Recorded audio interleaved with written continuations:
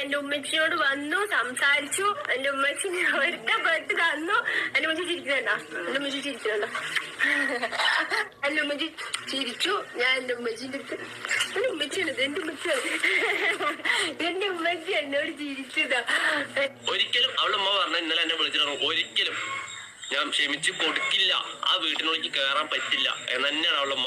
2 ദിവസം മുമ്പാണ് ഇതേ കണക്കുള്ള ഈ ഷാജി ഉണ്ടെങ്കിൽ പുതുതായിട്ടൊരു വീഡിയോ ഇട്ടിട്ടുണ്ടായിരുന്നത്. തൻ്റെ ഉമ്മയായിട്ട് എല്ലാ പ്രശ്നങ്ങളും സോൾവ് ആയി എന്ന് പറഞ്ഞുള്ളൊരു വീഡിയോ ആണ്. അതിലൊരു ചെറിയ പാർട്ടാണ് നിങ്ങളിപ്പോൾ കണ്ടിരിക്കുന്നത്. ഈ വീഡിയോ നിങ്ങൾ നോക്കിക്കഴിഞ്ഞാൽ തന്നെ കാണാവുന്നതായിരിക്കും. ആ ഉമ്മയ്ക്കുണ്ടെങ്കിൽ ഭയങ്കരമായിട്ട് ഇതിലൊന്നും ഇൻട്രസ്റ്റ് ഇല്ല.